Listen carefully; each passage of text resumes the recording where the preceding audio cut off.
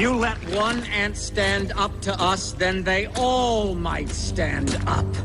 Those puny little ants outnumber us 100 to 1. And if they ever figure that out, there goes our way of life. It's not about food. It's about keeping those ants in line. That's why we're going back. Does anybody else want to stay? Let's ride!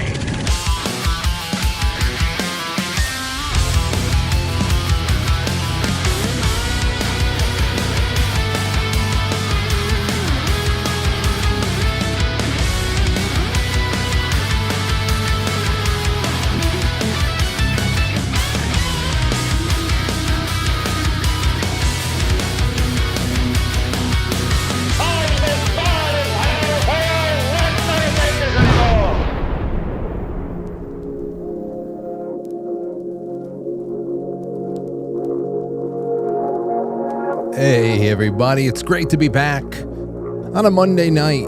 It's the 3rd of November. The 3rd of November. And I'm just, we've got a great week. This is the first full week of November 2025, of course. And I've been doing this for 20 Novembers now. Or is it 19? I don't know how that works out. Depending on Probably 20. Anyway, I'm so happy to be here with you tonight. It's going to be a great show. Got plenty to throw your way in the first half. And we're going to have Greg Carlwood of the Higher Side Chats going to join us in the second half for a little while. It's been a while since we had Greg on, and it's going to be good tonight because we'll be hanging out a little bit, but we're also going to tell you he's going to come on and help me put together a really great show on that thread that we've been building up of all the bizarre, chilling, paranormal kind of things that a lot of our friends out there in the audience who are in healthcare have experienced over the years. Nurses, doctors, EMS, hospice, whatever it is. There's a lot that we've collected. I said, this is, right up Greg's alley. He's done such great interviews over the years, people on paranormal instances, parapsychology, everything. So I'd have to imagine that this would be a good time. So we're going to do that on December 1st, which is actually going to be a really great week. December 1st, it'll be Greg coming on. I forgot what we got going on December 2nd. But December 3rd, I think December 3rd is when Timothy Gordon comes on to help me interview Robert Marrow, who is putting out a new book about Malachi Martin and his life. So it's going to be a week of kind of, early December ghost stories, exorcism, all that stuff. It's going to be great. But you know what? We got to get through all of November first. And November is going to be, it's jam-packed full of amazing stuff. There's not one night that we don't have somebody awesome coming on or something great planned. And I don't know. It was a great weekend. How was your Halloween? When I did a little bit of a stream for my father's party. This is the third time that we are streaming live on Instagram. And guess what? It looks like on IG Live, I'm actually sized up perfectly well, which is great. So people are not seeing the show that is all cut off and stuff like that. Hello to everybody over there on Instagram. Just it'll be about a jacuzzi's worth of people over there. I don't know anybody who really does it, who does these types of things. This produced on Instagram every night, so maybe it's just something that has to catch on. Either way, there's that. But I have something else that I want to do with you real quick that I think everybody is going to really appreciate. Maybe you won't. Maybe you won't appreciate it. I don't know. But I'm really happy to be joined by these two ladies. Hello, ladies. Hey. It's Aurora and it's her mommy, Lauren. What are you guys doing tonight? Oh, we're just hanging out, missing you. Yeah. I don't know how to get us in frame here. You can go sideways and you can probably get a horizontal. There you go. Look at that. So what's behind you guys? Aurora, tell everybody what's behind mommy. We don't want to see the TV. Show everybody. We got the Christmas tree. The Christmas tree, and we're gonna light it right now, right? Yep. Okay. I have the button over here, and people are gonna be Let like, me hold oh, it. people are gonna be like, please, no, not Here, yet. Laura, you go stand next to the tree. You stand next to it. Now, Aurora, you're gonna count down from 10, okay? 10, 9, 8, 7, 6, 5, 4, 3, 2, 1. Ha! I controlled it over here. It's magic. Well, ladies, Happy magic season, everybody. that's it. Well, Merry Christmas to you both. Thank you for calling in. I love you. We love you too. Have fun. Aurora. Oh, thank you, Aurora. Hey, Aurora, so tell everybody how badly you want Daddy to do a show from home again soon. Like tomorrow, I want to do it. Because you want tomorrow, I want Dad to do it. That's how bad it is. so and if I do, As soon as possible. are you're gonna jump in to say hi to everybody if I do it from home? Yes. Because people's been missing that since last winter. Oh, I will do it. Oh, I know you will, you little ham. Guess what? What? I'll show you the snow one night. The snow? I'll show the snow outside if you're still doing the show. Oh, okay. Well, all last year, all the snow came when you were sleeping. I was the only one in the house that actually saw the snow. You guys were sleeping. Maybe I could stay up earlier in my chair now. Well, yeah, if you wake up any earlier, it will be nighttime. So, yeah. You can stay up later. Yeah. Okay. All right. Well, thank you guys so much for bringing in the holiday cheer already. Probably too early for some, but just right for us. Thanks for having us. All right. Would I just say Cherry?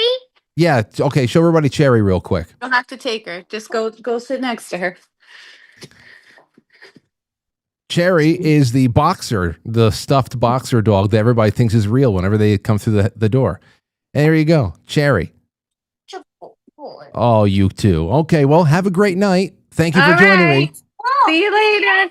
Okay. Love you. Goodbye. Love you. See, now that we figured that out, we can do it more often. Merry Christmas. It's like, no, I need some time. No, you don't. It's gonna be January 2nd in like 15 minutes. It's gonna be January. No, we're not watching any Christmas movies. Not putting on any of my Christmas playlists yet. That can wait. Not even putting ornaments on the tree. Ornaments don't even go on the tree until about Thanksgiving or the weekend after Thanksgiving.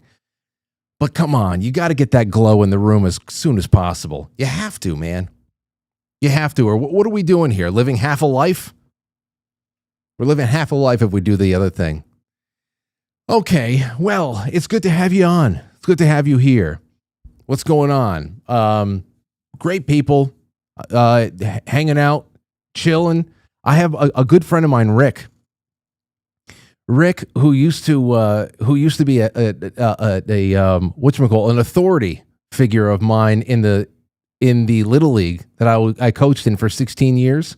Well, some of my earlier years in the Little League, Rick would always walk around and make sure that all of the coaches had their hats turned around and their uniforms right and all that stuff. And I'd always have my hat on backwards, and he'd say, "Turn the hat around." He just joined us in the chat room on Instagram and said, "Turn that hat around." He never ends. Never ends. I hope I bump into Rick again one day, and it'll be a wonderful reunion. All right, so thank you guys. I hope I brought a little bit of levity to the beginning of the show, because the rest of the show, I don't know. Actually, there's some good stuff here. I want to ask you all a question, and I gathered some of your answers off of several platforms, and the question was, what keeps you up at night? Especially if you are the head of a household, a man at the head of the household, especially if you're the man of the house. This applies to everybody. There are things that keep everybody up at night, worries about one thing or another. But I have some really rough nights where I'm just trying to figure out what are, to me, the problems of the world, my world. You're doing the same for yours. And I just wonder how much overlap we all have. Based on what I've gotten in these comment sections, there is a lot of overlap. We're all thinking about family. We're all thinking about providing. We're all trying to figure out, how to go out there and ply our trade in a, I don't know, in a semi-successful way. There's a lot more there too. And that's what I want to hear from you guys tonight when we open up the lines finally. What keeps you up at night? Well, I'll tell you what helps me finally get to sleep. It was those two ladies that we just saw on the phone call with me, helping me light the Christmas tree for the first time of the year. Well, I mean, we tested it out. We did it officially with you guys right now. It's not like it wasn't on last night when we strung it up. But still, there's that. I also have a few things we'll be doing after the show on the flip side. Here's another thing. I think this is interesting. Like I said, I don't really have a dog in this fight, so I just love watching all the reaction to it. This is from The Wrap. Tucker Carlson unites the right-wing media against him over the Nick Fuentes interview. We can talk about this a little bit when we have time on the flip side, including a little bit of the Ben Shapiro response, which I thought, you know it's serious when he's not running an ad every 15 minutes. Even though I only jumped around and I noticed there was no ads. Very serious stuff. Then we had the World Series over the weekend, and I gotta say, I can't stand both teams. And I didn't have anything against the Blue Jays until this past postseason, and they became such obnoxious winners. Obnoxious winners. And but I can't say less or more, I should say, about the series. It was awesome. It was crazy, back and forth. There's a lot of controversy right now, and what ifs, and what was the moment that sealed the deal for the Dodgers, and all the other stuff. But it was pretty crazy, man. It really, really was. And but at least I think about this here too. The Yankees, they could have not played like that. That's what was the biggest thing. You watch somebody else's team, you don't have a dog in the fight, and you always compare to the team that you usually root for. And I just knew right off the bat, the Yankees could not compete like that, not in any way, shape, or form. They're not built well enough. But at the end of the day, whereas it does suck to lose that way, like Toronto did, in such heartbreaking, heart-rending fashion. I think what's worse is being stuck in Canada. I think Canadians would agree, especially the ones who didn't vote for people like Trudeau. But at least Los Angeles extended public transportation for fans in Game 3 when it went 18 innings, okay, when it was midnight on the West Coast, 3 a.m. over here. The mayor of Toronto, from what I read, turned off train service right after everyone got their hearts ripped out at Rogers Center. And here, take a look at this. The mayor of Toronto cut the public transportation service and left thousands of Jays fans stranded. Take a listen. 30 is the cutoff for the 1 o'clock train. Don't bullshit people. Say 1 o'clock's the last one. It's not 1 o'clock, and that's the last one. That's bullshit. Bullshit. I call you bullshit. That's it. Canadians having a little bit of a New York moment right there, calling bullshit on things. I wonder how many people actually got arrested after posting their criticisms of public transportation on social media. You can say what you want about California. At least it's not Canada. And I don't know. Just throwing that out there. I know some of you will have something to say. Maybe we can talk about it at a later time. I certainly would like to. Also, remember that tonight I'm going to all of your super chats on quitefranklysuperchat.com, which goes 100% goes directly to the show. YouTube, Rumble Rants, and the Gold Pills. All of those mid-broadcast super chats and contributions, they put you in the running for this incredible embroidered spa basket that we put together. This is this might be 2 Christmas gifts in one. So, I mean, just throw your name in at the end of the week. This is going to be going away. But for tonight, We're going to do a special running on whoever throws in super chats tonight. And tonight you're getting a double-barreled dose of Chris Ann Hall. You're getting Sovereign Duty, which you've got to read this book. You got to read this book when it comes to the Bill of Rights, the Constitution, and it's a wonderful adult civics lesson. You'll know a lot about that Article 5 stuff that people talk about, Convention of States. You got to read this book. These are both signed. And this one right here is Bedtime Stories for Budding Patriots. So these are great, great things to read for your children, part of your homeschool curriculum, all that stuff. I'll throw other things in there too, but we're sending that out. And that'll be for tonight. So go at it. Now, here's something I want to throw your way.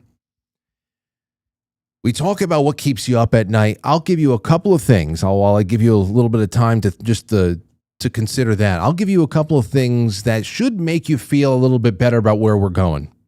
And it's reflected in some trends that are being tracked within the youth. We're talking about younger Gen Z and what seems to be something that will be continued by Alpha. Here is the first one. This came out, toward the end of September, but whereas I knew about it back then, I think it's paired perfectly with this other thing that I just saw that came out maybe about a week and a half ago. Here's the first one. This is from The Guardian, and it's written by a high school student named Naomi. As boys shift to the right, we are seeing the rise of the new chill girl, the chill girl, okay? Even in comparatively liberal spaces, such as my high school, girls who wince at locker room talk risk exclusion. Something's changing. Something is changing. Since Donald Trump returned to office, I have noticed a phenomenon at my high school that I call the new chill girl. A group of kids is talking casually about something, seemingly out of the blue. One of the boys makes an offhanded joke. It's probably hilarious because he's a guy. Maybe it's racist or sexist or homophobic, but whatever the poison, they inject it, and the group dynamic shifts ever so slightly. As a general rule, the boys continue as usual, while the girls, who tend to be more politically progressive, face a choice. They can speak up, which usually results in them getting the reputation as annoying and unstable to take a joke, or they can let it pass and be regarded as a chill girl who isn't angry or woke. Since November 2024, the latter reaction has become far more common. See, now Naomi here seems to think that those are the only two reasons that anybody's making a choice. So essentially, women are inherently and always progressive, but they're either going to be themselves, they're going to have their Moana moment, or they are going to kind of like cower away and let the boys, they don't want to be ostracized or something like that. It couldn't have anything to do with both boys and girls somehow going through some kind of a course correcting moment where we know that the social engineering that's been stuffed down our throats is just not natural. And this is just maybe an inarticulate way in which we push back against it, where the authority figures, maybe at that age, you can't even really spell out what irks you about the people who are dictating all of these things, these rules about how you can speak and how you can think and everything else. Maybe you can't really even describe what irks you about them, but all you know is that you can do something, you can irk them. And that just feels better. And there's something really, like I said, course correcting about this being, I think, more reflective of the natural order of things, especially with boys leading and girls following. It's not a subjugation thing either. It's just that we tend to walk in tandem with each other. What progressivism tries to do and has done it very effectively over the last few decades is pit men and women against each other. That's naturally, whenever you don't have any of these outside factors coming in to scramble our minds like mashed potatoes, usually we tend to be natural allies of one another. And people do defer. One does defer to the other for different things in life. And again, nature dictates that as well. But let's keep going. We can see what situation, what time, what perspective she's coming from. This kind of fearful silence. So young girls are in fearful silence right now. It's become more common outside of high schools too. In December 2024, Disney removed a transgender character from a new series because nobody was going to the theaters. Nobody wants to see it. The freak show is waiting for us one way or another. We don't need to inject it into cartoons. You're going to learn all about the different ways that people live their lives. It's waiting for you, for all of us. You're going to have to go out there in the world and you're going to just get it. Okay. And you're going to learn how to manage that. You're going to learn how to manage distance. You're going to learn how to keep your boundaries in check too. Because living among different people doesn't mean surrendering what you know is right. Okay? So there's a lot of things here, but you want to be respectful. You want to be diplomatic. You want to just, not have to cause a fight everywhere you go. You want to go out in the world. These are things that are taught to you. You don't need to put it into every damn cartoon, but they're meddling. They're meddling. This is how you engineer more of this stuff. It's going to tie into the next article that we read after we get through this and some of the comments. This April, the New York Times reported that a new Trump administration regulation bars government employees from adding pronouns to their email bios. Yep. Well, good. 2 days after that, Gannett, one of the U.S. largest newspaper chains, cited Trump's opposition to diversity, equity, and inclusion when announcing that it would no longer publish statistics on employee diversity because it is not necessary. Now, if you live in a world, the world inside of your skull that you create for yourself sometimes, if you live inside this world where those statistics are everything, those statistics are everything, that the actual character and the actual substance that you bring to a team, to a workspace, to whatever the hell it is secondary to all of the superficial things that make you to the people who don't know anything about you, who have just laid eyes upon you for the first time. So in this crazy, skin deep, ridiculous, superficial world that they have created, I understand why getting diversity statistics published is very important, because they want to make sure that they can have less white people everywhere that there are white people. That's just what they want to do. They call us racist, but their entire world revolves around lessening the presence of white people in every space and making sure that they're nothing but obedient tax cattle who feel like they are, no matter what they do, carrying the burden of however many centuries of wrong in the entire world, because there's no wrong anywhere else. There's no slavery that goes on today, by the way. None. 40 plus million people are definitely not still enslaved today in brown countries. This all has to be made right. This cultural shift promotes nostalgia for an earlier time, before the birth of DEI, when women wore aprons and let their husbands earn the money. As of August, the trad wife. So you see what she's working through. But here's the end. Here's the end of it. Trump has damaged our country in many blatant ways, but what I'm seeing is more subtle. Tectonic shifts don't always make it to CNN. The cultural effects of this openly racist, sexist government on young people may skew gender relations as we enter the workforce, enabling sexual assault and discrimination and keeping women from positions of power. The divide between young women and men is growing massively with no end in sight. Trump is distorting American society, and I fear distorting us. Oh, her parents must be like, that's our Naomi. But I think Naomi's just a scared, warped little girl. Maybe I'm sexist for saying that, but I just think that's just the way it is. But the divide between young men and women is an artificial one that's been put in place by progressives, because among other things, they want to make sure that the household is unstable. The household is not is not something that it used to be when we were really a robust and proud society. You know, that's just the way it was. I mean, the whole SNAP and EBT thing going on right now, there's plenty to be said about that. You know, before I get into this clip here, where the hell is it? Do I have it in here? Someone had sent me this.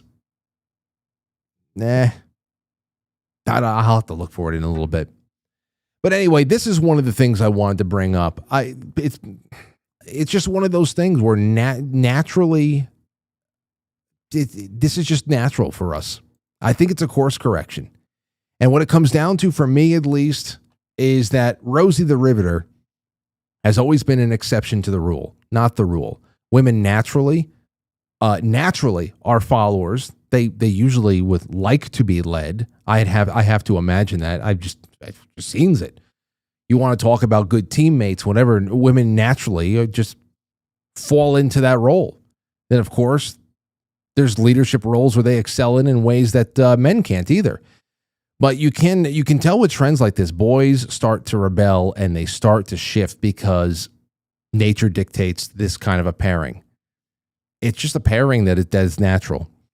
Saying edgy things, I think that's just the easiest form of rebellion against something that has been thought policing for a long time now, after what's been years of being severely reprimanded, failed, flunked, expelled, fired, made unhireable just for talking sometimes. So, I mean, they want you to think that because we're becoming more, they want you to think that this so-called compassionate, equitable, we're shrugging off the patriarchy, or we're becoming passionate, compassionate, and equitable, or something like that. But the truth of the matter is that we are being plunged into a it's painstaking psychological war. I would actually prefer masculine tyranny over what we have right now, which is a feminine tyranny.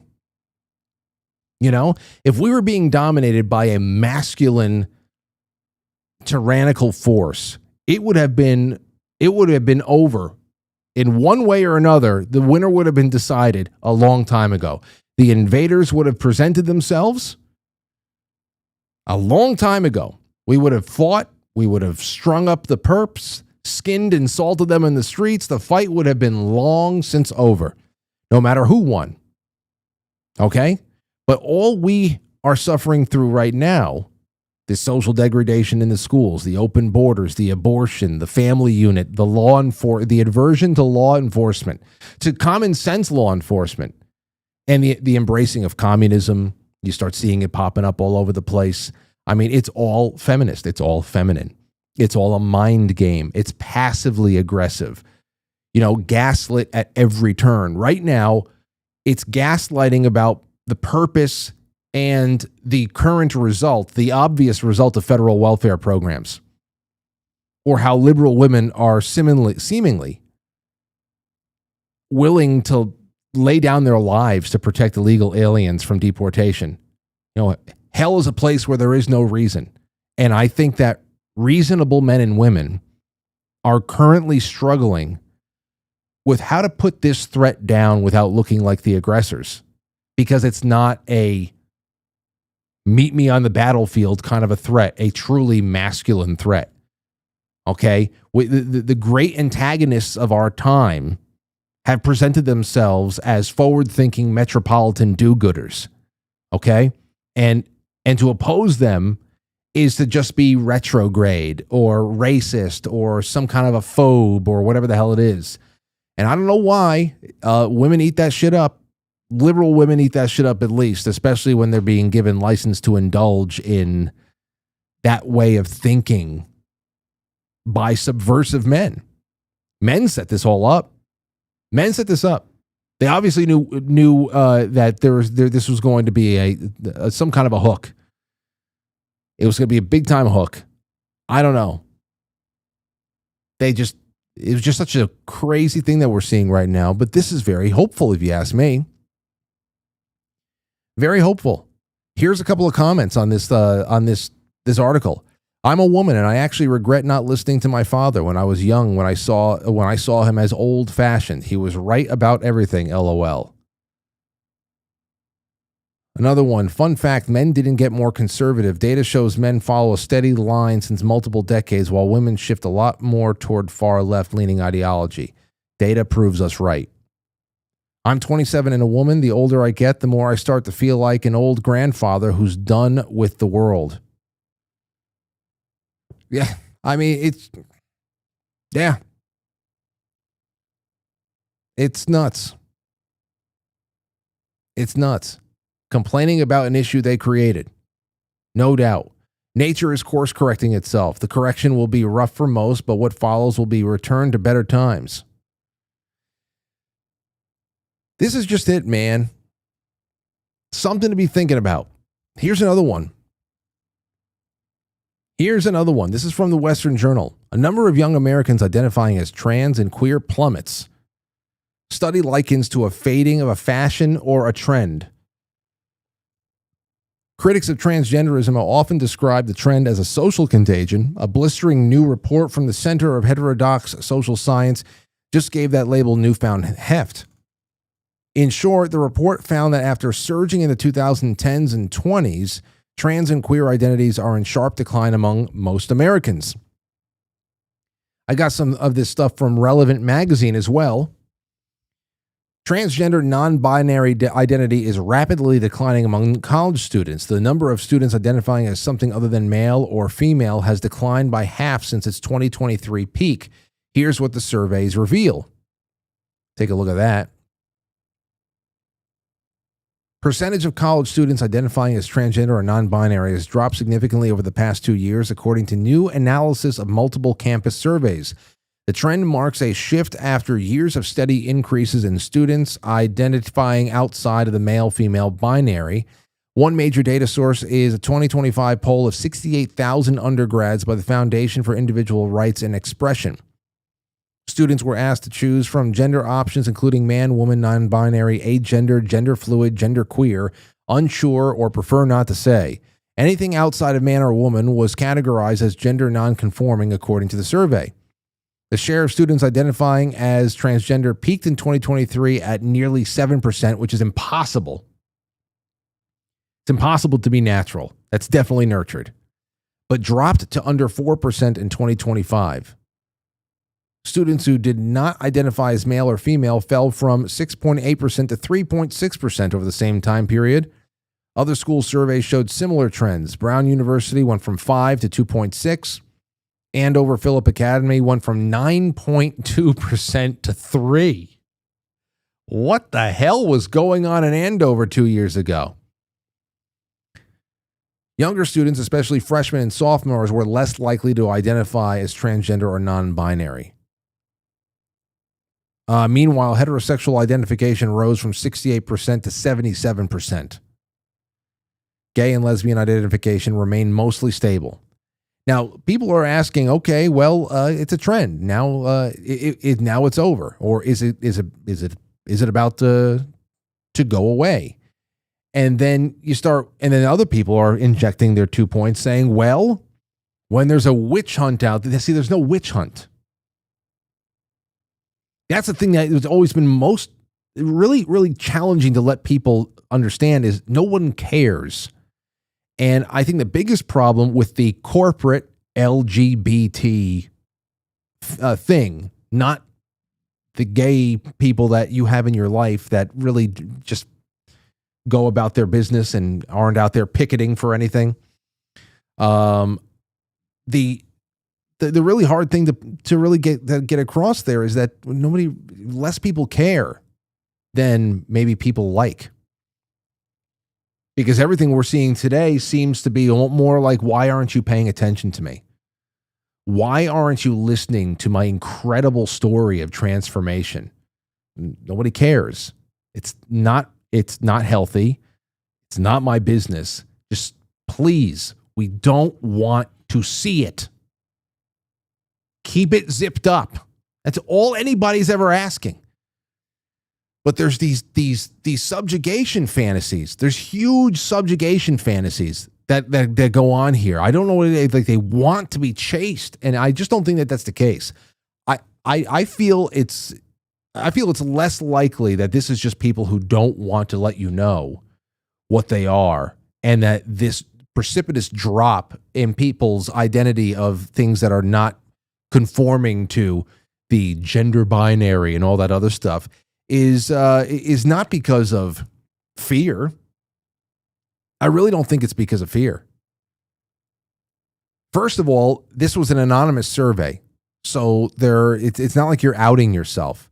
Secondly, nobody's hunting for. They think so, so maybe there's some craziness there too. We just read an article by a high school student named Naomi who is coping in all different types of ways to try to understand why boys and girls are starting to nudge themselves back to normalcy again, and describing it as a horrible sign that we are going towards something that is abnormal, because the abnormal is normal to people who have been brainwashed and have, but this is just what it is.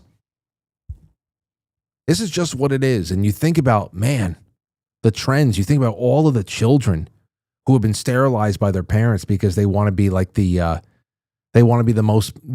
most popular person at the PTA and at the PTA meetings, because it's just nuts, man.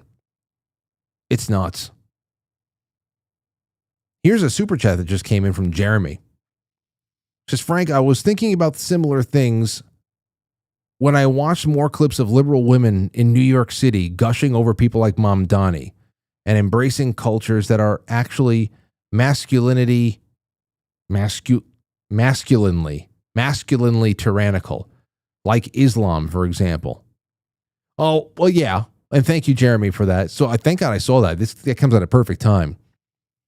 Yeah, it's very easy to see that particular thing with Islam. Now, I don't put too much, you know me, I don't put a lot of responsibility and like masterminding on top of the Islam thing. Islam has been used to destabilize, but it's not, it's a tool, like most, like open borders, like everything else. It's a tool, and there are very influential forces out there, very well moneyed forces out there that don't want the once democratic West to exist the way it did.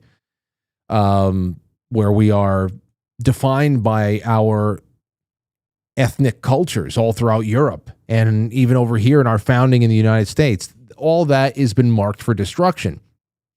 Islamic migration and refugee programs is definitely one of those things, especially when they know that we're not reproducing as much, and they're going to bring in even a small diaspora of people into a hamlet in Minnesota.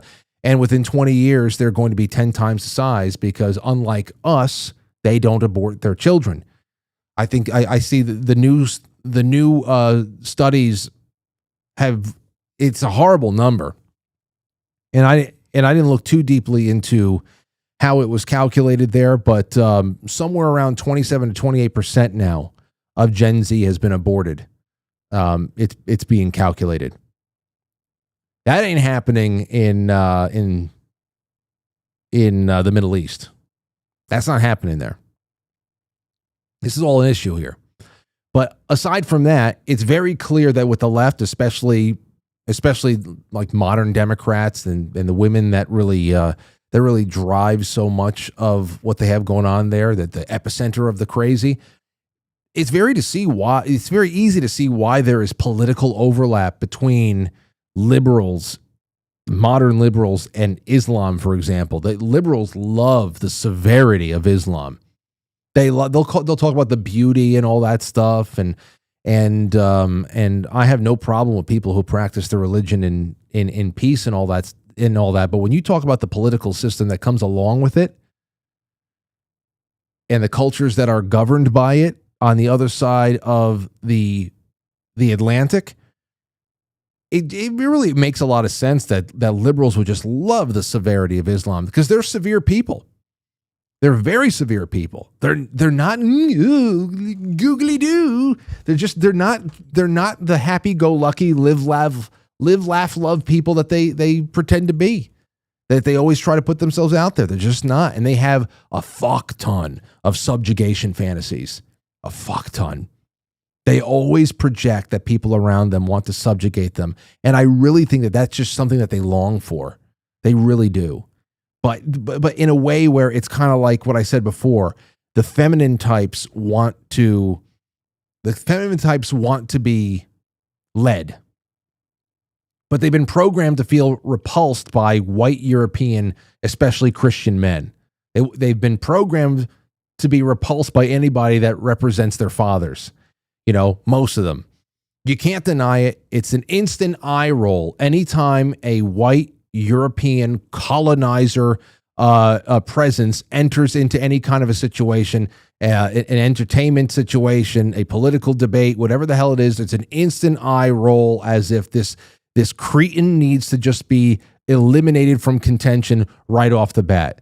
And they love doing it in big theatrical ways because it shows how good of an ally they are, that they're willing to turn against their own. It's an instant gag reflex, but give them a headscarf. Give them a headscarf to wear and they will grovel. They will grovel for you. It's so weird, but it can't go on. We've said it before. It can't go on forever. And if these trends, if these numbers are anything what they are in any way, shape, or form legitimate, then it's not going to go on forever. It's not going to go away. But I think we're just going to be a lot more comfortable saying, okay, pump the brake. I don't care what you call me. You're nuts. If you're not going to treat with me in good faith, I don't care. There's nothing you can hold over me anymore. And when that's the case, then I think that we really do start healing in the most effective way possible. All right. There you go. So how's everybody watching this on Instagram? I just want to see how that's all doing. Hello, everybody. Hello, West Flow. Hello, Rapid Diane. Wart Guy. What's going on, Paul? Paul's over there. Captain Knickerbocker and all that. We'll see. We'll see how that goes. Have nice crowds all over the place. Wonderful to see you here. Okay, so now I'm going to open up the lines. It's 7:42. I want to hear from you. And the real question that I have for you is, what keeps you up at night? As just an individual, as the head of a household, what really is it right now? What keeps you up at night? Because there's a lot of nights that it takes me a long time to get to sleep. I'm staring at the ceiling, and there's just 10,000 things going through my mind about the future, about providing for family, just about bills and overhead that you got coming up in a couple of weeks. I mean, there's just there's a lot here. You're still waiting for that golden age to show up that we were promised about 10 months ago. I'll tell you one thing. Every time I hear about some military positioning against Venezuela or some cartel or whatever the hell else like that, I'm just like, can you get rid of the income tax?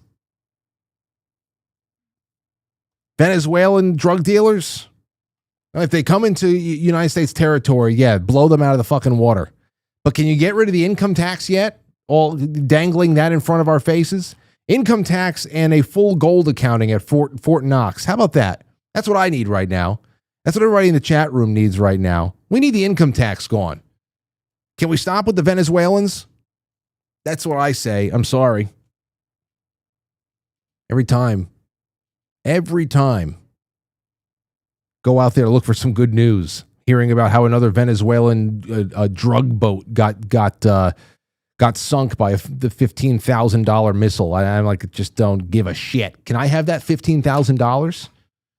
I'd like to buy a couple of really nice cameras in here. I'd like to up the game a little bit. Bring on another couple of video interns. I got things I'd love to do. I'd love to employ people. I'd love to fully employ people. That would be great. Can you give me money? Give me some of my money so that I can create a job. I would love to create a job for somebody else instead of these little odds and ends 1099. I hate this shit. Anyway, I was up a long time last night. It didn't seem like a long time, but it was. Because the night before 1 o'clock in the morning is really 2 o'clock in the morning. Then the clocks go back and you think you're really up early, but you feel like it's late as hell, because it is. And that jet lag doesn't really correct for another day or two. So 914-200-0269. Give me a buzz. 914-200-0269. And send in some super chats. I'm going to read them right now. Number one, Amazing Disgrace 911 says, New York Dems seem more motivated by hatred of Trump and his supporters than love of Mamdani. The right's reaction to him only motivates them more. Yeah, I understand that. I understand that. And the fact that a Cuomo is it's just nuts. That's the best choice? Is it really the best choice? Thank you for that Amazing Disgrace 911. Wonderful. Thank you so much. Well, we got a couple of people who signed up on Kick. I haven't seen any activity out of Kick in a long time. Welcome to both of you guys. Clay409 says, every successful politician is a soulless liar. Why vote? I feel like I'm feeding the beast by voting. Help me, brother Frank. Some days I have better thoughts for you than others. I understand where you're coming from. In fact, chat, how about you help out our good buddy Clay right now? Help out our good buddy Clay. Why vote? Well, listen, the most important thing is what you can affect in your communities. So when you think about local elections, those are the most important. They are designed. Our American way of life designs them to be the most important in your life, especially your sheriff. And it just happens to be a place where a little goes a long way. If you got involved in local elections, local canvassing, all that stuff, and you go out there and you whip votes for a sheriff candidate, and you get somebody over the finish line, you get them a couple of thousand votes that didn't exist the year before, all of a sudden, your district may have a lawman who is duty-bound to the Constitution that could actually be a shield against everything that your state government and the federal government does illegally. Think about that. Think about the beauty of something like that. So when you say, why vote, all I'm going to say is think as small as you can. Because in a traditional American Federalist society, it is your civic life on the local level that is actually the most impactful.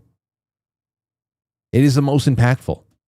We're not taught that. It's rough going sometimes. We get pulled in by the every 2 to 4 year dog and pony show of the presidential elections and then the midterms.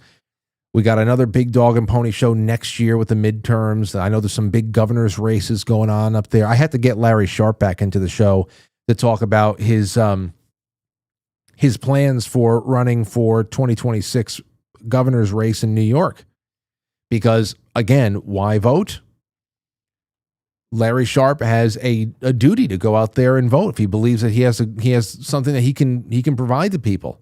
But we know that in New York State, the Libertarian Party candidate is probably not going to get more than a couple of percentage points. And you know that those are going to be very key percentage points for somebody like Elise Stefanik to be able to edge out the Beaver lady, Kathy Hochul, who I saw her. I don't know where the hell she appeared the other day.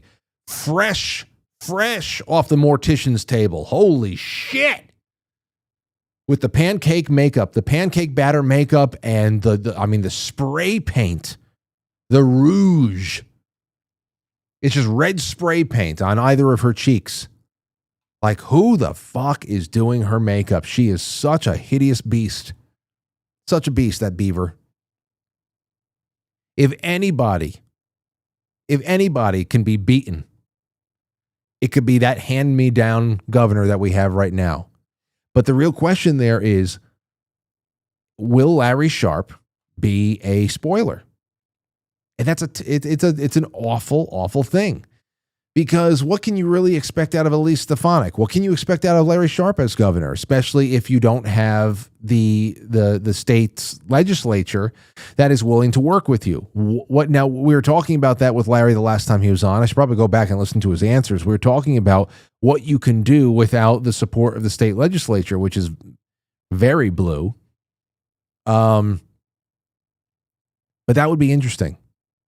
That would be interesting to see if there's any way that Elise Stefanik would ever take Larry Sharpe into a position inside of her campaign or in her governorship. I wonder if that's something that he would even think about, if that's obviously something that would ever be offered. But if he's that big of a thorn in her side, you know that somebody from the Stefanik campaign is going to reach out to him and say, listen, what can we do? What can we do? That would be awesome. Then again, I have to start seeing what everybody's running on. Again, though, just like it's good enough to run on hatred of one person, that's what it'll come down to for most New Yorkers who vote next year. All right, let's see. The dude from 1965 says, I love the first Christmas tree lighting of the year. You win. Oh, Dan. That's Dan Schumann out there. He still hasn't gotten his screen name back. None of you have. But thank you, Dan. Thank you so much. I really appreciate that. And Stowstube just went and matched it and said, in lieu of a small fragment of missile, possibly meant for a Venezuelan drug boat, how about a small contribution toward an even better, quite frankly, camera viewing experience? Love you, Frank and Frankly's. Great Monday. Stowstube, I love you. I love you, Christos.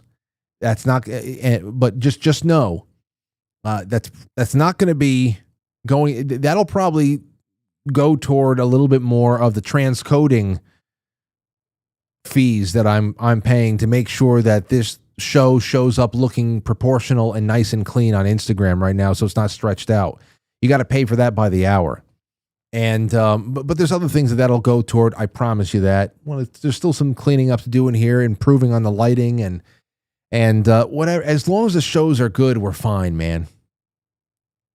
As long as the show is the show is not going to be held back by the camera quality. If the show succeeds, we're going to be able to buy all the cameras in the world. We got to break through the brick wall, and I'm waiting for God to give me that pat in the back. I'm waiting for it. I'm champing at the bit. Thank you guys for the support. Okay, over on Rumble, let's see what's going on over there. Let us see what's going on over there. Okay. Let's see. Where we go? Okay, there. Awakened Boomer says, hi, Frankly. Chris Ann Hall for Supreme Court. You damn right. Chris Ann Hall for Supreme Court. That would be wonderful. And you can, I'm going to send you both of her books tonight. They should be in your home library. Just send in a super chat anywhere and you'll be in. Okay, 914-200-0269. Oh my gosh. Not one call has come in the entire time? Oh, wait. That's not true. That's not true. Many calls have come in. What the hell? I'm sorry, everybody.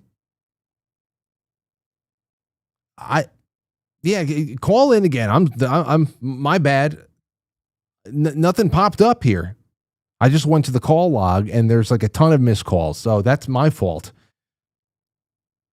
914-200-0269. We only got a couple of minutes because Greg Carlwood is going to call in at 8:10.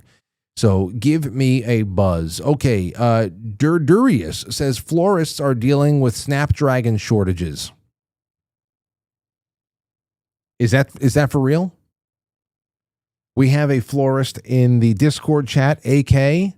I wonder if she knows anything about this. Are Snapdragons in short supply this year? I want to hear about it. Dub Helix says, free dubs here. Love you, Frank and Franklies and Franciscans. Thank you, Dub. Big Chief Patriot says, my girl needs that basket. Everybody's girl needs that basket. Awake Not Woke, thank you. Nathan says, sup, y'all. Brew Bark, it's been a while, Brew Bark, says, I'm in. Good to see Brew. Safety Net says, putting my name in the basket again, please. Lots of love, Lynn. And Durdurius, that's when they dropped the Snapdragon things. No Stud All Muffins. And happy Monday, Frank and Franklies. Okay. Well, I kind of screwed the pooch there when it came to the calls. So, and I just saw another one pop up as missed.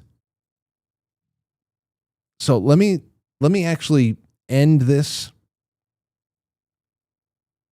this, I'm going to go on a quick break for intermission. Let me reboot the Zoom so that Greg Carlwood's call comes in too. That's my fault. My bad, everybody. I'll be right back. Don't go anywhere. 1 minute long break. All right, let's talk health essentials because apparently I need a whole science lab to function. So I need MCT oil for metabolism boost, check. Lion's mane for brain health, check. Elfin GPC for memory and focus, check. L-theanine for stress, check. And a superfood creamer because I need my coffee super creamy. Or I can just purchase myself some Keto Brainz. Welcome to Intermission.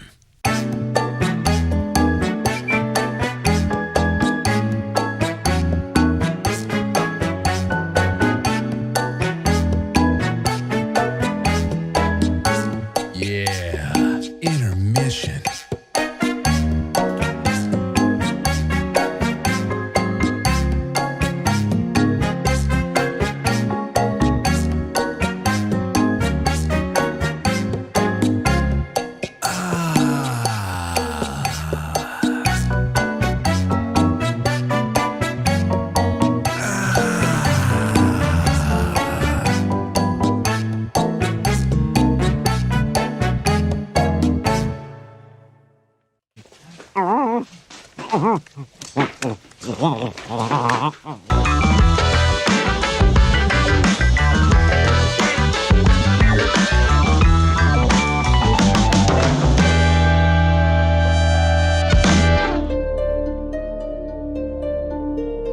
Okay.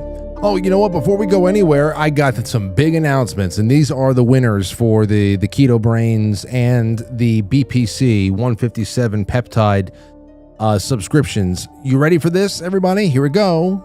Here we go. Drum roll, please. The 1 year subscription winner for Keto Brainz is Sarah Blazak. Molly will be in touch with you. Sarah Blazak. She just got a bag of Keto Brainz a month for 12 months. That's going to be about $700 worth of value. And the big one, because the BPC, the peptides, this is about $1,900 worth of stuff, is Eric Zappe. Zappe. Z-A-P-P-E. Eric. Sarah and Eric, good on you. Congratulations, ladies and gentlemen, to everybody that, even if you didn't win that, you have some wonderful stuff in your cupboards right now. And I just want to remind you that starting today now, everybody in the chat has a special 20% off one-time purchase on holiday gifting. There's bundles on Keto Brainz website. You can get on the bundles page where it brings in, like, different types of blenders and scoopers and the actual products and cup, things that you want to give away for holiday bundles and gifts. Well, if you use promo code Holiday Frankly, all one word, you get 20% off. It's a one-time purchase. So go ahead and do that. And if you're a monthly subscriber, I'm dropping a 25% off code into the Patreon and Subscribe Star and everything else for you this week. That's all for you. So become a sponsor. You get another 5% off. Okay. All right. Oh, hold on. I have a little bit from Canada over here. You got to take a look at this. Canada has what is this? This is Canada's top general. I don't know if it's a top general, but it's definitely a person in uniform. Canada's top general cries during an apology for systemic racism in the armed forces. Did this just really happen right after you lost the World Series? Systemic racism, racial discrimination, and harassment are an affront to these values, and yet we allowed these injustices to occur and fester within our ranks. Therefore, on behalf of the Canadian Armed Forces, I offer my most sincere and deepest apologies. Oh. I apologize to every CAF member, veteran who experienced racism, discrimination, oh my gosh, and harassment. Oh my gosh, she's crying. Oh my gosh, she's crying. Canadians, who is this woman? Canada's top general cries during an apology for systemic racism. This was on October 30th, so it was right before the Blue Jays lost. It's probably why they lost. And I acknowledged we failed you. Oh. Lead the way. Oh, my gosh. Well, anyway, what are you going to do? What are we going to do? I just don't know. I think something fun's going to happen. Something will happen, and all that jazz. But listen, it's been a long time since we had our friend Greg on, Greg Carlwood of the Higher Side Chats. Many of you guys have been a fan of his work for a long time. I know I have. I was a listener of his show for a few years before I finally got a hold of him, and now we have quite a few shows of our own under our belts. Greg, happy Halloween! It's good to have you on. Hey, what's happening, man? Oh, it's everything's just going so well. I just can't contain myself. Oh, yeah, of course. And nice of you to call what I do work. You know, I just really ask the questions. I can't be held responsible for what these people say. Oh, I know. That's exactly what I think about all the time is what is work and I don't know. I think that we're still really filling out a wonderful needed space in the world, because there's still nothing like what we do on television or anywhere else, and I think that this is the best kind of media landscape, a la carte, if you want to call it that. But what's been eating you lately, especially when it comes to the lead up to Halloween? What was your favorite conversation the last couple of weeks? Oh man, well, I'm trying to follow some of that 3i Atlas stuff, even though it does seem to be not that big of a deal. And of course, it was hard not to brace for the snappocalypse. I thought that was coming this week, although now it turns out a lot of the videos that you see are AI. My freaking camera looks like it's AI. I bought one of these Mac Studios, and I'm using the webcam from it, and it looks like without even the ability to make adjustments, it's got some weird filters on. Looks like I'm wearing makeup or something. Now the real videos look faker and the fake videos look more real. But these FaceTime type videos, these selfie videos people are making all about, like, I'm going to go rob the store because I'm entitled to my SNAP benefits. A lot of them are fake. It's just rage bait. So in the same way you're saying, like, the mainstream media obviously has lost credibility, I'm almost hoping that the end result of a lot of this AI stuff is that people just get off the screens entirely, in a big way. I mean, obviously we still got to work, but I'm hoping that a lot of people realize that more of the stuff they're seeing is fake. And so they're just like, you know what? I'm going to divest from scrolling Twitter because I can't trust anything I see. And that's kind of a beautiful thing. I have a little something, an observation I made last week that's actually on the opposite side of this that I'm glad you talked about. I'm trying to get you lined up here, but you're dancing. I know, it's a damn nightmare. Oh, it's dancing around on its own? Yeah, it thinks it knows where it wants me to be, and I don't have any control over the settings. Okay. Well, there you go again. Goodbye. See you later. Well, last week, I don't know if you saw this. There was a here. I'll put you up on full screen. I'll just jump here in the don't do that to people in the basement. I don't know if you saw this.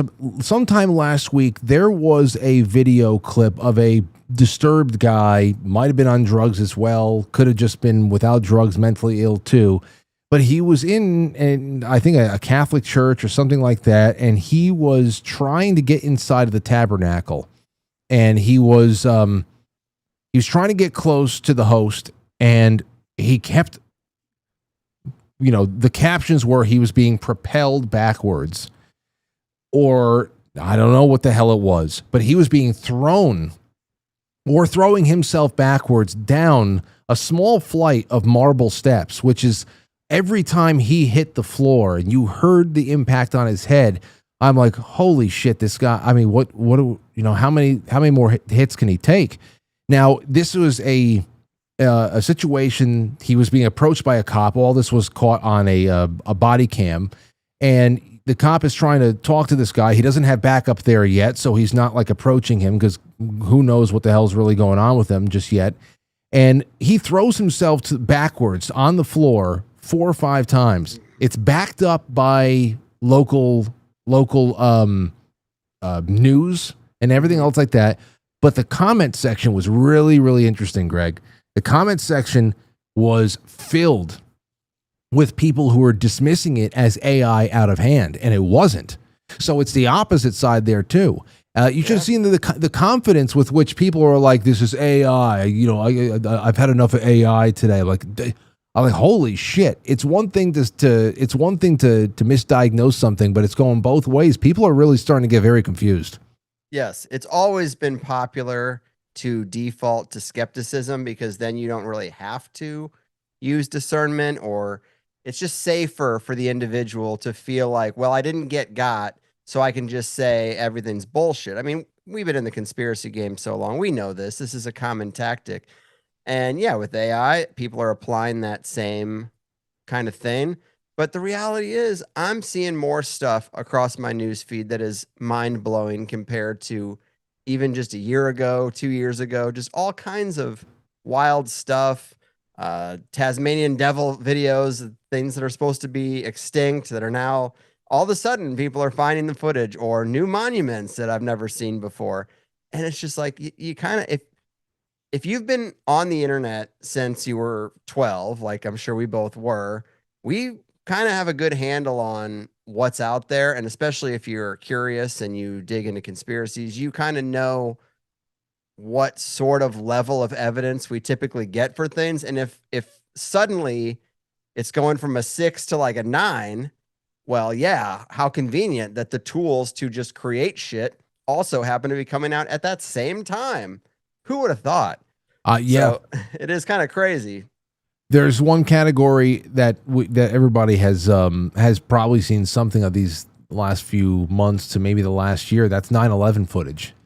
There's a lot of people now. There's a couple of factors here. There's the AI factor, but there's also the factor that there are a lot of people, myself included. It was only about a year and a half ago, 2 years max, that I took about 75 pounds worth of VHS tapes, family VHS tapes. That's the only way I can describe the quantity of the tapes is in poundage. 75 pounds of family VHS tapes, and just shipped them off to a friend of mine in New Jersey who digitizes these things. I know there's a lot of people out there who are taking mini DVs and VHS and all that stuff, and they're getting things off of magnetic tape and onto thumb drives and everything else like that. So perhaps there are, 1,000 or so people who have never before seen angles of things from September 11th, 2001 in New York City. It's entirely possible. But there are also a lot of people who are wondering how much of the stuff that we're going to be seeing now and in the coming years around historical events like September 11th is all generated by AI. Mm-hmm. Yeah, it's going to be really difficult. And you are right. That's the thing. There is not going to be one answer. There's always going to be a caveat. Well, isn't there a logic tree that says there's been a lot of footage that's been kind of kept offline that is now being digitized? Sure. You can't discount it. That's the thing. There's no way you can just come to one solid conclusion that you can apply to all the footage you see. It's just crazy. We've been lied to for so long. All you really can't trust is the official story. And like Charlie Kirk's a good example where we know the official story isn't true, but what does that mean? There's all kinds of different theories about where the bullet really came from. Was there even a bullet? Was that AI? I mean, I cannot believe that something like that was AI, but yet there's this one piece of footage I keep thinking about where the camera sweeps across the crowd, and there's one guy in the crowd who's like raising both fists and like cheering while facing the camera. And it's like, even if you knew he was going to be killed, even if you went there because you hate him and you don't care that he's killed, shots were apparently just fired in your vicinity. Why on earth would you stand up and chant like that and cheer like that? But if you've played around with AI video, you can make prompts that tell the algorithm or the computer or whatever, the AI, to do a certain thing. And 9 out of 10 people in that crowd will do that thing. Like you could say, cower, duck, run away. But there'll be like one outlier that doesn't do what it's supposed to do. And when I think about that and I see that footage, I'm like, yeah, why is that guy standing up and cheering it on? I don't see a possible explanation for that in the environment in which that scene is supposed to be real, because it is apparently live fire going off. Yeah. So it's just nuts. I can't trust anything. It's kind of quite frustrating, but we know the official story is a lie. Then we just have to kind of rank choice the alternative possibilities and be happy with that. Yeah, to whatever degree you can be happy. I always say that, you have to latch on to the communal points and facts that establish that the official narrative is bullshit. And then just try to be civil with everybody, because there are almost like fandoms that pop up around different aspects of a theory or a different way of telling a story that we all know is, the truth of which is being held from us, which means that there is a gigantic ulterior motive for the entire thing. And I mean, as if, what's the ulterior motive for a murder? It's just bad one way or another. For example, I always bring up this really funny example how at least one person has, a couple of years ago, sworn to never watch my show again because I was a shill for not agreeing that the driver of JFK's motorcade, JFK's convertible, was the kill shot. I don't think that that's the case, but now I'm so I'm carrying water for somebody, even though I don't believe the government's official story. But let me ask you about this, because I'm sure that you've had to have interviewed a few people about that particular assassination in Utah. I mean, I see things that are crazy every day, because now all we have is we have like 2 months of crowd analysis. And one thing to show outliers of behaviors of people, cheering, like you just said, even at the risk of perhaps getting shot by a stray, because you don't know what the hell's going on there. Right. Something went off. But now it's gotten to the point where the crowd's been analyzed in a way where it looks like that there are people close to the stage all around it, like it's a production crew, counting down, giving signals about 5 minutes left, 4 minutes left, 3, 2. Everybody's checking watches.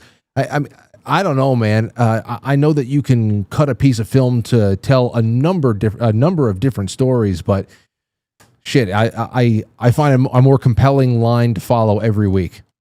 Yeah, it is getting crazier and weirder as time goes on.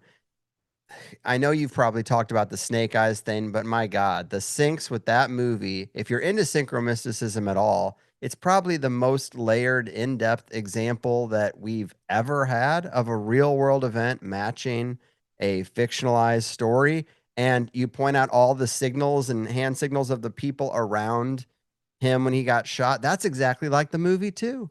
There's people all around this guy, Charles Kirkland, who gets shot in the neck at a public event on the same day when this guy named Tyler the Executioner at a boxing match, this boxer, Tyler the Executioner, takes the fall and is literally a distraction for the shot to be fired.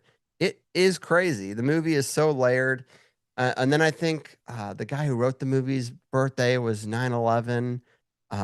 It was so weird. Right when this happened, I was interviewing Steve Crimey, who wrote the book Hermes Runs the Game, which is largely about how COVID seemed to be an inversion of certain Hermes myths. It's quite complicated, but he pointed out in that interview that it seems like, when you have these certain steps to a ritual, one is the sacrifice, and there's obviously a lot of sacrifice going around during COVID, but he highlighted George Floyd as like a sacrifice. And the inversion is that you take a guy who maybe wasn't the best, kind of just a ruffian criminal, maybe fentanyl addict. These are the stories we hear. I never met the guy, but you take that and then you exalt that person and you invert, his character and start putting him up on walls and murals with angel wings and halos and stuff.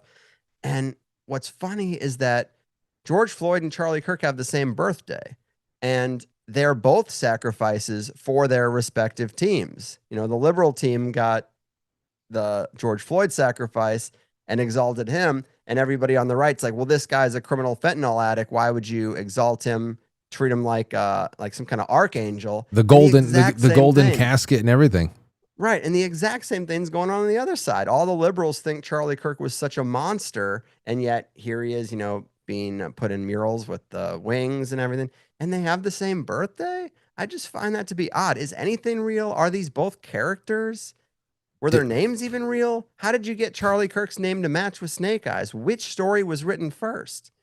There's a theory going on now where people are starting to think, certain researchers are starting to think that so Terrence McKenna said the universe runs on narrative. So imagine that there's a type of gravity to storylines.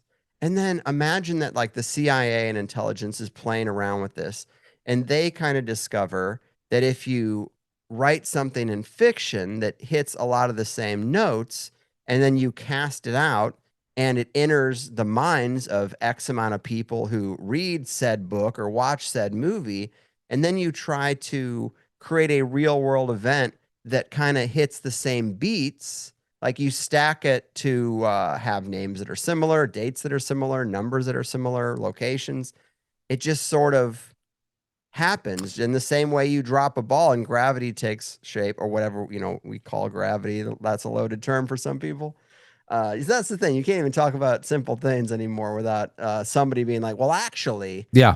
But there seems to be a force around narrative, and I think the Greeks knew this. That's why they'd act out, the Greek myths in theater form. Like the original use of actors was to embody the gods and act out myth for some reason. I think there may be something more going on. Like maybe you can weaponize fiction in a way that allows real world events to manifest, because it's always conspiratorial events. It's not just mundane events. It's not just like, the plot line of Tin Cup or You Got Mail ends up manifesting in on the world stage. It's always like the Titanic had that book written about it. COVID had that Dan Coots book. Dean Coots. Like that mirrors it too. And then like this Charlie Kirk Snake Eyes thing. And then the Matrix movie, Neo's passport expires on 9/11/2001. Like that's pretty layered. It's not just a date. It's a very important date to the plot line of the movie, that everything changes at this date. Your passport to the Matrix expires. You're no longer the same. And that's the exact day of 9/11, the event that woke most people up out of the Matrix than any other thing. What is that? I don't know. I don't know. And weird. I brought on, I was talking with Ryan Gable about this, because he's usually the first person I call up to talk about synchronicities and all this other stuff. And I wanted to drop some questions in there about things like retrocausality. Because like you said before, you have this movie that came out when the person we're talking about now, Charlie Kirk, was only a toddler. And you can say, well, is it impossible? Is it absolutely impossible that a person could have his entire life plotted out for him, as if, people, and you say, no, it's not impossible, but it's highly unlikely, especially like what would be like, what, I don't know. It just doesn't seem right. It doesn't seem right. So you start wondering, is there some kind of a looking glass situation going on over here? Is there something that defies any of our understandings of time and space? And then we start getting really, really woo-woo when all it comes down to is that there are vested interests in the world that wanted this guy to be taken out. And we are watching a coordinated event for which we have been given an insufficient amount of information, and it's already 2 months into the past. That's it. Mm-hmm. There's people out there who still obsess over JFK. I have to imagine 60 some odd years later, we should all just be okay with knowing that whatever your theories are, that's just the way it's going to be for you until you die, because there's not going to be some kind of confirmation. Totally agree. The new one I'm hearing, I heard from Jeremiah Skiba, was that the shot came from the sewer. If you look at the sewer, that's where, and it is like, okay, well, you're basing your theory off this piece of footage called the Zapruder film. This footage did not come out, if my memory serves me correctly. It did not come out even near the assassination, didn't it? Wasn't it like a couple of years later? I could be mistaken. I didn't look this up beforehand, but I'm pretty sure that footage came out a significant amount of time after the actual event. And so, is that even a good basis to really form your detailed theory on? I don't think it is. I'm sure it was doctored and looked over 1,000 times before it was put out to anyone. This is way before the dark web. If they wanted something to be out in the late 60s, it was out intentionally.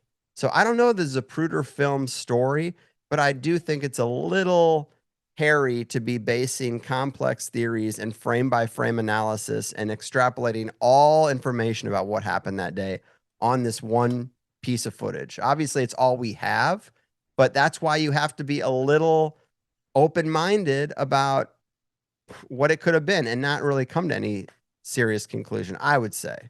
We know what we need to know, right? Yeah. When and how did it come out? I forget. I wanted to see... Yeah. I want to see what I found. The Zapruder film first surfaced publicly in still frames, published by Life magazine on November 29th, 1963. Oh, so, what? I mean, the same year? Yeah, same year, but that says still frames. Now, when did people actually get to see the full film?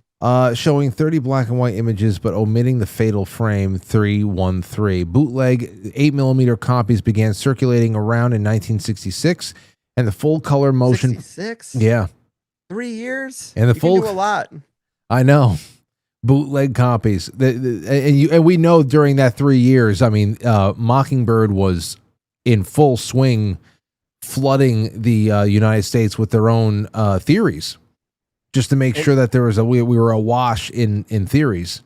Right. And I cut you off, but I'm probably reading the same AI overview that you were. But earlier in February 1969, a copy of the film had its U.S. television premiere on a local LA station. It was also shown on a local late-night Chicago TV show in 1970. I mean, this is a lot of separation. The full color motion picture was broadcast nationally for the first time on March 6, 1975, during ABC's Good Night America, hosted by Geraldo Rivera. Sparking widespread shock and renewed conspiracy debates. The U.S. government officially took possession, though. Listen to this. It officially took possession in 1999, designating it an assassination record under the JFK Records Act, and it has since been digitized and made freely available online by National Archives. So the U.S. government didn't have any official possession over the Zapruder film until 1999, they say. And that's pretty incredible. I mean, listen, I don't know if you've seen JFK to 9/11. Everything is a rich man's trick. Yeah, it's been a while, but man, I think that's what, 3.5 hours. It's a 3.5 hour ditty there, man. And if somewhere around an hour and a half in is when you actually get to the all of the gears that were turning in that the actual shooting gallery. That was the assassination, and that was the first place that I actually heard that the kill shot came from the sewer as well. But that is also where it was brought up that the Zapruder film was also doctored. It doctored in a way where the speed of the film, where it makes it seem like everything is going, that the car is moving steady, but in actuality, when it was actually doctored in a way to show or to hide that the car, JFK's car, was actually coming to a slower kind of almost like a near stop in front of the sewer, so that last ditch effort to make sure he was dead, that was it. and that the Zapruder film was edited to make it seem like there was no acceleration after the kill shot was delivered, and it was always just steady moving through the gallery. Yeah, I've heard that too, and it's just another reason why you can't. Like if you just weren't around then, you really just have to chalk it up to an I don't know, because we have red flags in the only evidence we have to look at. What I think is really interesting is if you've ever seen the layout of Dealey Plaza and gone down the whole James Shelby Downard rabbit hole, that is one thing, you know, that it looked like a tree of life, sure. But it also, if you've ever looked at the World Trade Center and how the outside of it had the trident formation, if you look at a picture of that with the layout of Dealey Plaza, they're both tridents essentially. You know, you could say the tree of life, if you cut it off at the bottom rung, it looks like a trident. And so does the area where Charlie Kirk was killed. People try to say that's a menorah. It's like, to what degree are these things planned? And if Israel did do it, did they just wait for the day that he was in a menorah-shaped arena to do it? It's crazy. But the fact that all three have really closely assimilated shapes to the layout of the landscape in which the event happened, I drive myself nuts thinking about this stuff sometimes. But it really just comes down to, what degree do you think this stuff is controlled? Yeah. Well, let me ask you about this then. Oklahoma. This should be something fun for you to sink your teeth into here. Oklahoma just legalized roosters fighting robots. So you can't, nice. The cockfighting is still not something that is, it's frowned upon, and it is illegal in many places. But now in Oklahoma, you are able to have a rooster fight a robot. Now, let me tell you a little bit about this. Oklahoma City, if you're thinking there's no way this is real, buckle up, because in Oklahoma, it is officially green-lighted roosters fighting robots effective November 1st. That's a couple of days ago. It's not a joke or a fever dream. This is what's going on. So it stipulates, this is the section of this bill, section 1692.9 of Title 21 of Oklahoma statutes, said that adding an exemption for cockfighting between live fowl and a robot, effective this November. Residents can watch chickens square off against Terminators, they call them Terminators, as long as the metal opponents does not hurt them. And the special robots, Greg, they are going to be, they're going to be designed, they're sophisticated, they're designed to be able to measure just how effective the pecks and the blows and the pressure of the chicken attacks really are, so that they can, you can measure the effectiveness of your roosters, fighting will. Interesting. So this is really like that game where you punch the fake punching bag and then it gives you a score on how powerful your punch was. Because, yeah, this isn't really a fight. This is more like chickens hitting sensors to, determine what would have happened in a real cockfight. Look, I thought Florida was a land of the free, but clearly I'm in the wrong state, because they're really letting things run wild in Oklahoma, apparently. What do you think? How's that been for you? I know you've been in Florida now for a couple of years. You were, coming from Southern California, either Los Angeles or San Diego, I forget. How's that transition been? I mean, pretty damn good. Obviously, I left San Diego when our second kid was born because our house wasn't big enough, and I couldn't afford the next jump in space that was required for 2 kids. And also the taxes were just crushing me. And me and my wife went through all the things we liked about San Diego. We lived there for like 12 years. All the things we liked had gotten worse. Some things marginally worse, some things much worse. And, people say, oh, well, California's problems aren't that bad, or people think that it's worse than it is, because you just only see it through the screens, and everyone has a loaded reason to show you this footage or that. Everything is not Skid Row, and yet Skid Row is still there. So, it's a little bit of both. But in the first year of my first kid's life, there were 2 threats made. We were standing outside of a nice restaurant, and a homeless guy, talking to himself, comes by and says, I should punch that fucking baby in the face.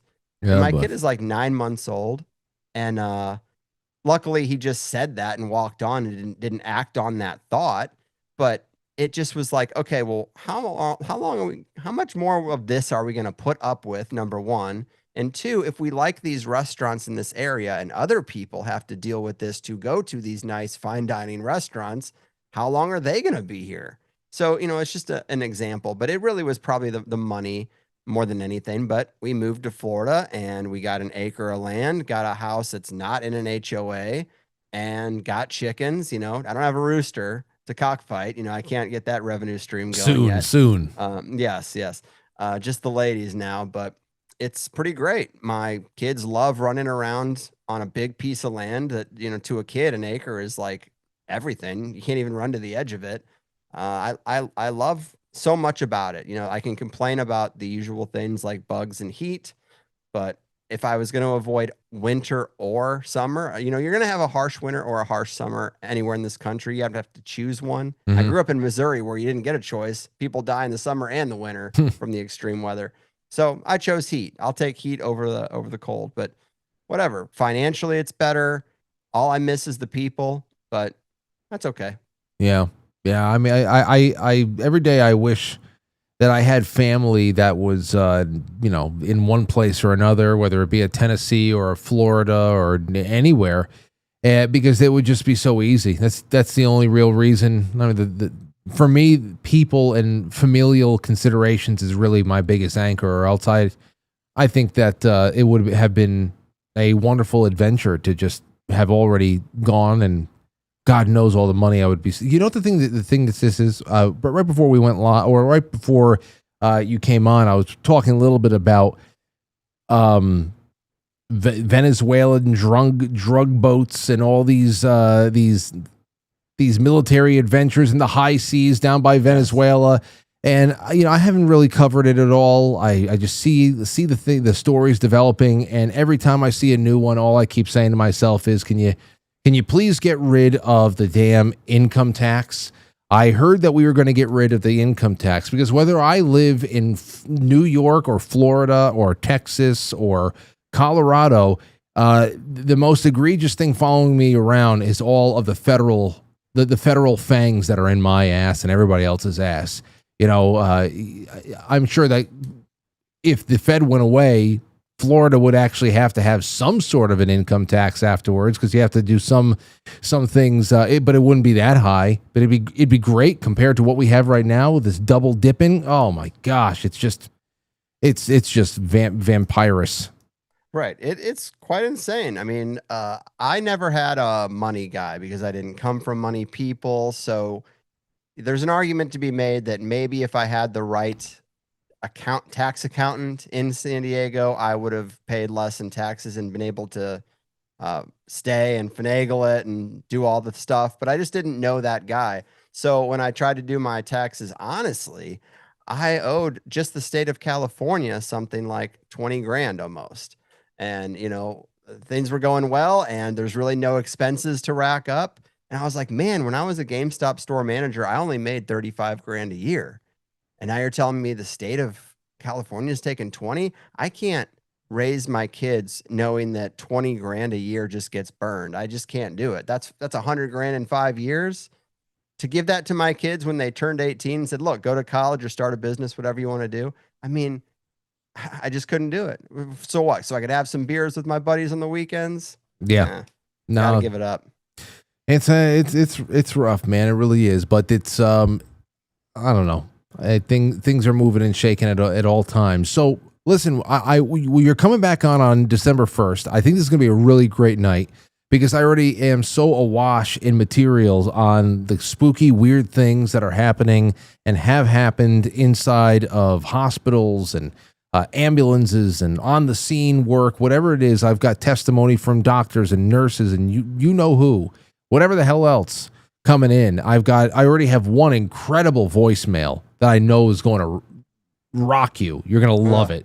But until then, what kind of threads are you following? Are you waiting to see what goes on with this Atlas thing going into December to see whether or not we actually do have some sort of a a landing. I mean, it wasn't too long ago we were hearing that this was an invasion party, and we started getting all the regular updates from Avi Loeb and whatever. So what are you keeping your thumb on for the next couple of weeks? Man, so I've been following this story that isn't exactly fresh, but this Amy Eskridge story. I know I sent you something about this before earlier today, and it didn't seem like you were too familiar, but she was a physicist who worked in advanced propulsion and gravity modification technologies. She was a co-founder of the Institute for Exotic Science in Huntsville, Alabama. Now, I think there's something up with Huntsville, Alabama, because not only was this chick, I would say, suicided, let's say, she apparently shot herself, but I've been saying for a long time, one of the most dangerous things to actually be involved with is alternative energy. I believe that our conventional physics is more of a limitation box, where this is the sandbox in which you can play, and outside of this is a lot of technologies that would upset the robber barons and revenue streams, and you're not allowed to go there. And when people do, same with medicine too, actually. Another container, big pharma would be like, oh, you can use petro pills, but nothing else. When you go outside of these boxes and you find real energy systems of abundance and you find real cures, that's what gets you killed. More than talking about 9/11 or Sandy Hook or any other thing. And so when people start looking at this Amy Estridge death and thinking that something's weird about it, I have to agree. So she died June 11th, 2022. And she was doing a lot of live streams and going on podcasts and doing interviews talking about harassment. She did a live stream where she showed her hands, and she had like these red streaks down her hands.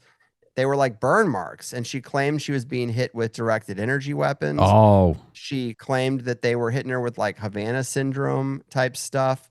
And she basically said they cracked anti-gravity. And so back to the Huntsville, Alabama thing. Did you hear that Trump recently announced that they're going to move the Space Force from Colorado to, surprise, surprise, Huntsville, Alabama? Well, she says that there's kind of like a lot of interesting, there's like a little collection of science-y people down there that are doing Tesla tech type things. So her dad was a NASA engineer. It's in the family. She would insinuate that there was a big brain drain going on, that they were taking the best scientists down to the black world. And she basically had this big plan to release the anti-gravity stuff. And I have a bunch of the things. So these are her posts from before she died. So she died in June. These are her posts from May. And I won't read it all, but I did get some good ones. So obviously this is key.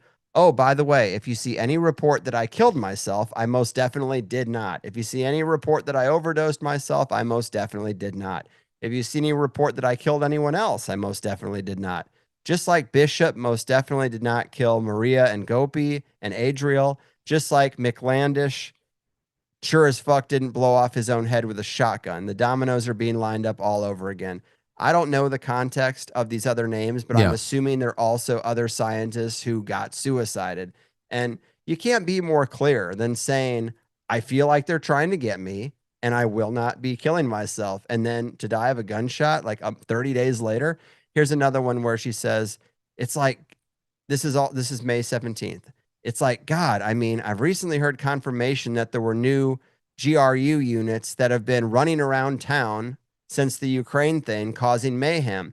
So she insinuates in a lot of these that I'm going to summarize that there were intelligence agents out in Huntsville harassing more than just her, other people involved in this stuff. She says, but I didn't really need the confirmation of that because they'd already burnt the shit out of my skin with second-degree burns and freaking melted the window blinds earlier in February, which I have many pictures of. I pretty much always see this type of shit. Melted the blinds. Yeah, like something was outside, and that's what's the theory is that that's what killed her, is they turned it up too high. And then I guess that's the thing. Like they say she was dead from a gunshot wound, but these are her last statements, and she was working on the kind of thing that gets you suicided. Let's see. Oh, this one is really interesting. A little bit long, but she said, I met some guy for the first time and he totally intel bombed the fuck out of me. I don't know. Some guy twice my age. He told me a bunch of people had been watching me for a very long time and that he'd personally been aware of my surveillance data for many years. He quoted me a bunch of obscure shit about my life just to prove it, even including obscure facts from my childhood. He quoted my dad's entire NASA resume to my face, even including my dad's unpublished work over several decades. He basically intel bombed the fuck out of me just to get my attention and then issued me a 6-month ultimatum that I had better publish our shit within that time span or his group would engage Plan B and would publish our work out from under us under a different name and would patent it all and take the intellectual property rights from us. Then he ended it by telling me that I had something between my L3 and L4 vertebrae that I needed to have checked out. I did not know whether to believe him or not, other than, of course, he was correct about all the other stuff. The only thing I wasn't sure about was this L3, L4 claim, but I did request my old MRI records shortly after the encounter, and there actually was something between my L3 and L4. It was in the original radiology notes that you can only get by requesting the records. My doctor had actually never mentioned it to me, but this guy was right. It was there exactly where he said it would be. He was an Israeli. And then there's another part in here where she says that she went to her dentist and the nurse was just casually like, oh, how do you like your job at such and such technology company? It's actually, she says the company was an Israeli technology company, MAMAT Technology Center in Israel. Mamat Technology Center. And she's like, I've never worked there. So it seems like she put together that somebody called using a fake company or a company she just doesn't work for to get the records to then get this information on her. It's a wild story. I mean, it's an incredibly, like, what's the thing between her shoulders? Are we talking like an RFID chip, or are we talking about something else? Like, and there's nothing. It sucks that you can't get any more clarification and context on this stuff because she's gone. But that right. is, I'm just imagining living under those circumstances.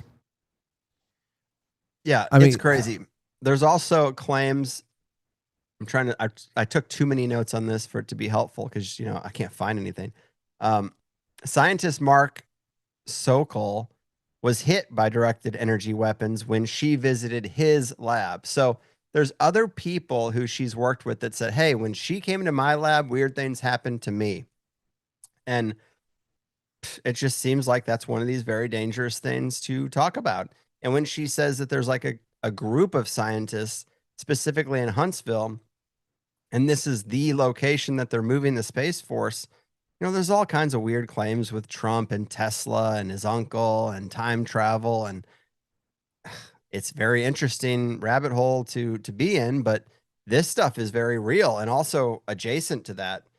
So I don't know. Here's another funny thing. What do you think about these claims that Trump's new ballroom, ball, B-A-A-L, the ballroom.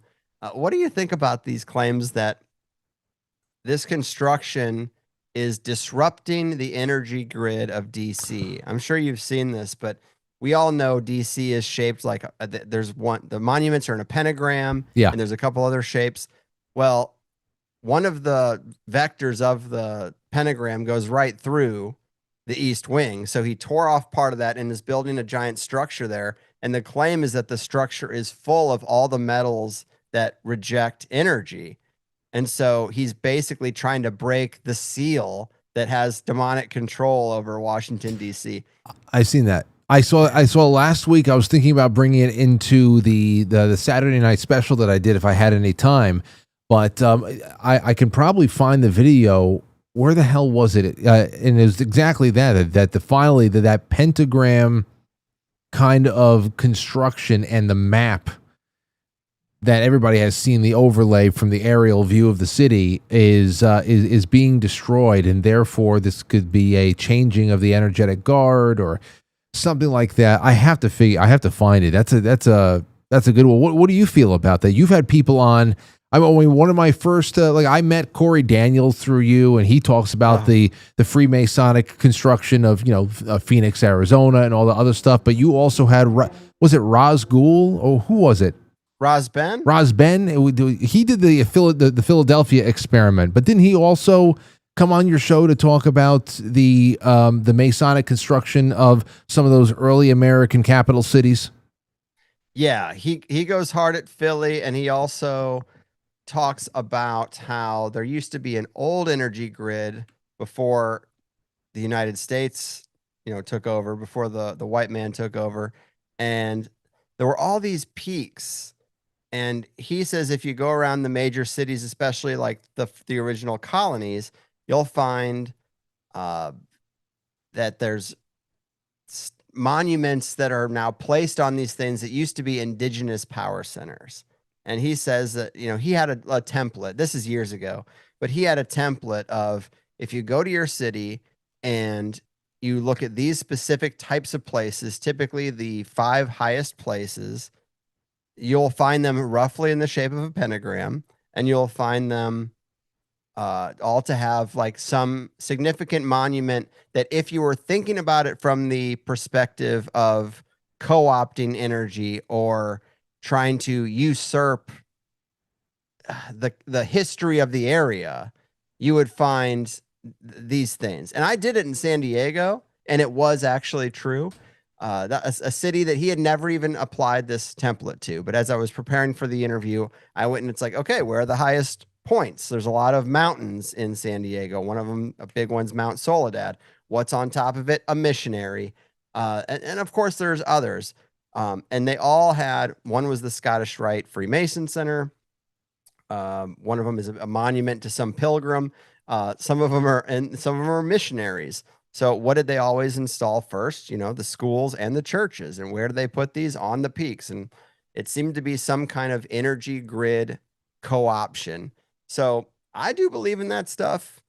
I think there's advanced energetic sciences that are not advertised to us. Obviously, it goes all the way back to the megalithic structures around the planet.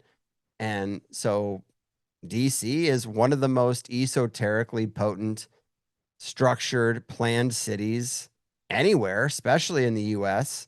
And look at the power that's been generated out of DC. It seems to be real to me. Well, and I don't know about the Trump thing though. I just don't.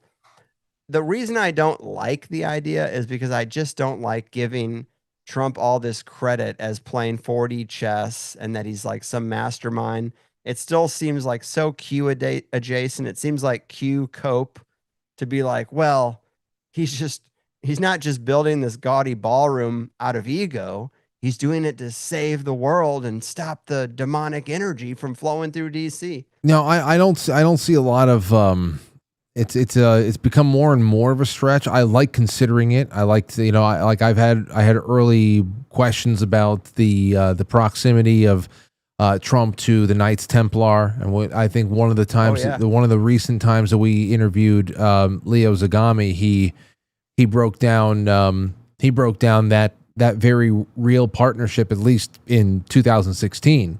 Because that was when the lightning was striking the tower and all that stuff in 2016, everybody said the machine is on and all that stuff. Yes. I know. We're are the Templars at work? What's going on here? And since then, I just kind of I want, if somebody is in control of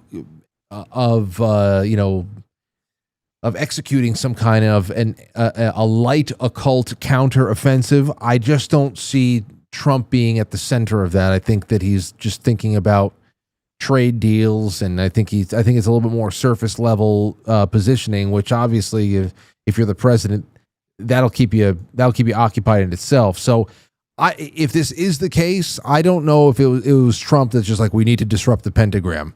We need to disrupt it. I don't think that's going to be the case here. But this was just to put a little bit of I won't read all of this.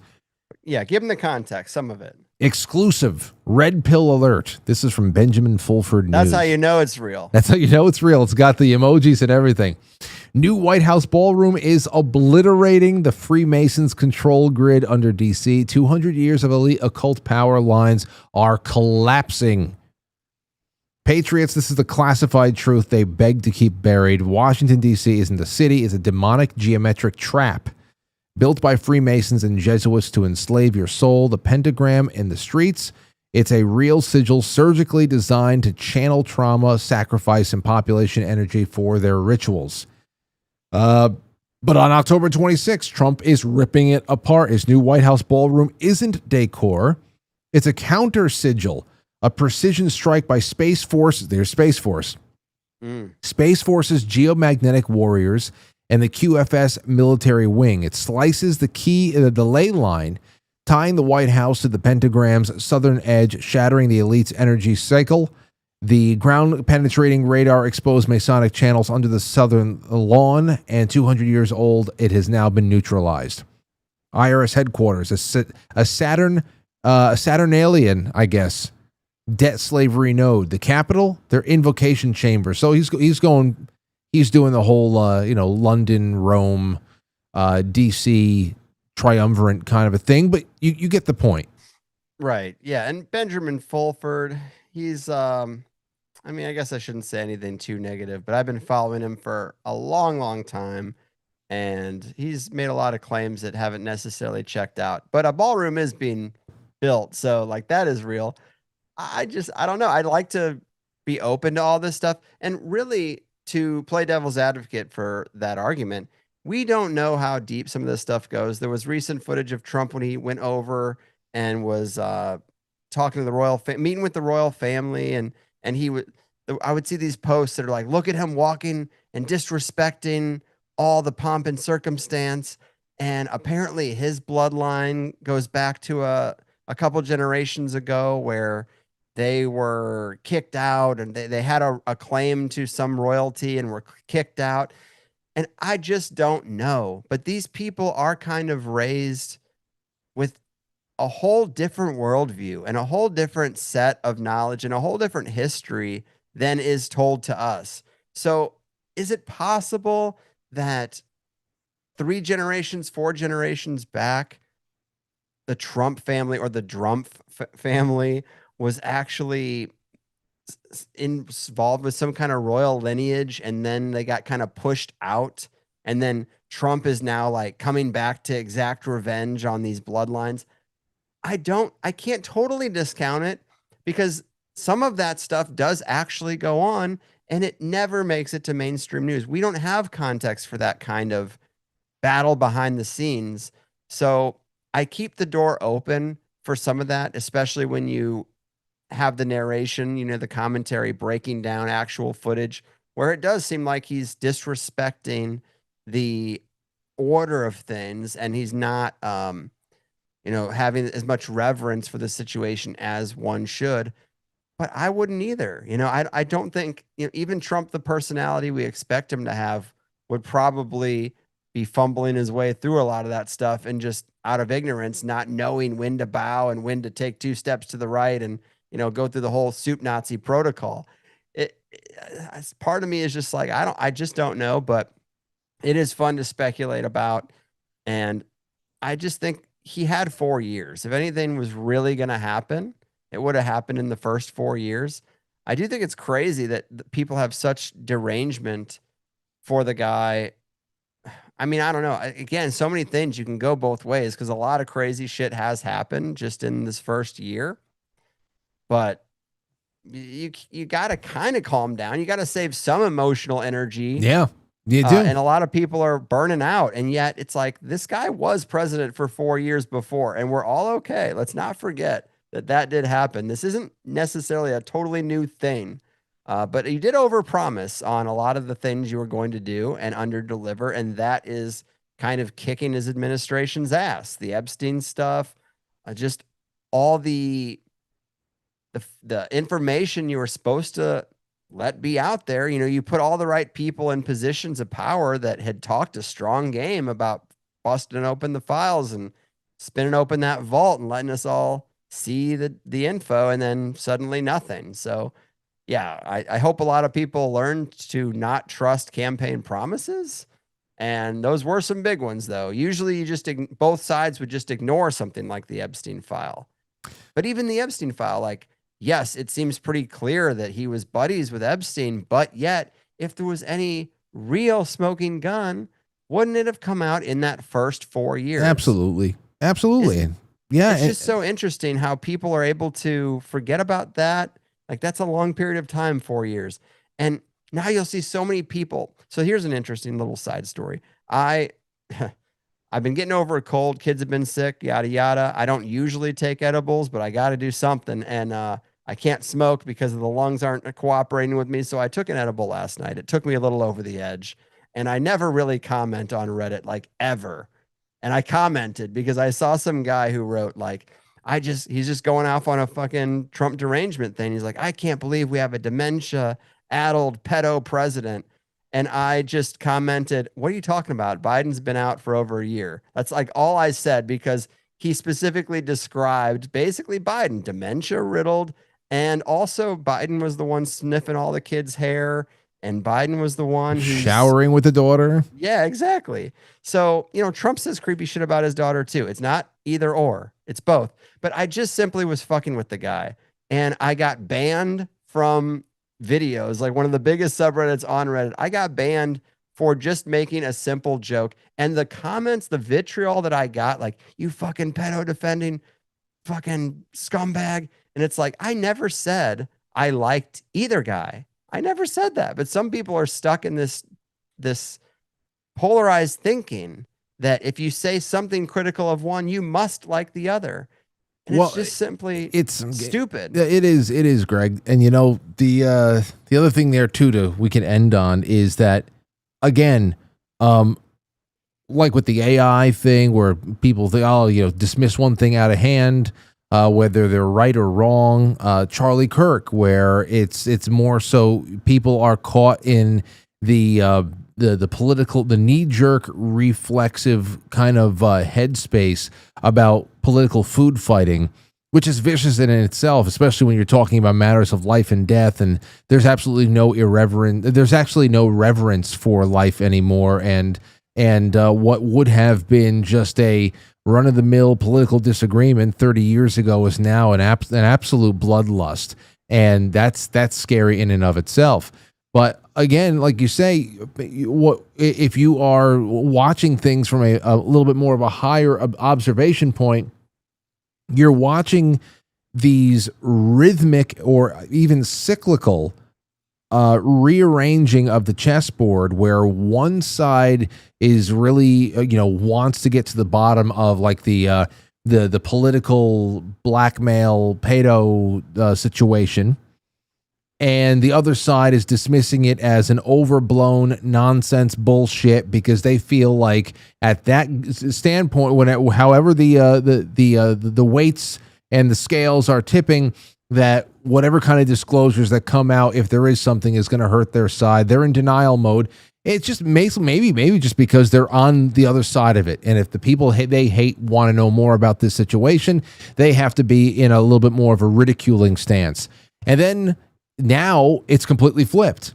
Now the people who make more comments about Epstein than anybody else are Democrats and liberal types who, just about a year and a half ago were poo-pooing the whole thing as being blown out of proportion. He was one guy with not a big network there. There's no greater implications about the world order and how, power is really wielded on that front and all that stuff. It's completely flipped around. And, you see that flip-flopping, that mindless flip-flopping where one side runs to one side of the boat, the other side doesn't want to be next to their political foes, so they just keep this thing. That there's somebody else benefiting when you have these two groups of rats that do nothing but just try to run to the opposite side of a plank to make sure that they are nowhere near the people that they hate. There's definitely no disclosure in that. There's no clarity in that kind of a that kind of behavior, and that's where we are. So that's why it's fun. It's a lot more fun to talk about synchronicity and movies and the Zapruder film and aliens and whether or not Atlas is going to drop a big dump on us. Who the hell knows? Right. And it really does just kind of hurt me on a soul level that people are so divided and stuck in the left-right divide. I mean, when Charlie Kirk was killed, it's not unpopular now to say that one of the saddest things was seeing all the lefties be like, well, he said this and this and this, so fuck him. It's like, yeah, he said, you're allowed to say things, What did he ever do to hurt anybody? He just talked, and he would go to places and actually encourage debate. Again, I didn't even like him, really. I didn't agree with him, but I've been trying to use the analogy of like a neighborhood. If someone in your neighborhood is shot in the street, doesn't that bother you? Does it matter who it was? Some people it doesn't, apparently. It doesn't matter if you agreed with the neighbor or not. Like, even if I had like an old racist boomer neighbor, if he was shot in the street, it would bother me because I'd want to think my neighborhood was safe. It's a little crazy that people are just so hard. They just have no empathy for someone if it's not a person on their team. Yep. And it just makes me really sad. The comments I got from that joke, it was just like, wow, you're stuck in it. And you can't help people who are in a cult or who are brainwashed. You can lead them to the information, but you can't make them see it. And it's just really, really sad. But, people who want a rabbit hole to go down, go check out the Amy Eskridge rabbit hole and keep an eye on Huntsville, Alabama. And if you hear little headlines about Space Force going down there, just pay attention and see if there's some alternative energy stuff coming out of an area that you wouldn't think that it'd be coming out of. Well, I got way more than I thought I was going to get out of you tonight. Greg, it was great to have you on for nearly an hour, and I'm looking forward to December 1st. It's always good hanging out with you, and it had been a while. So let everybody know how they can find your show and when the next episode's coming out. Right on. TheHigherSideChats.com. It's everywhere podcasts are, and YouTube now. I came back to YouTube after a long absence.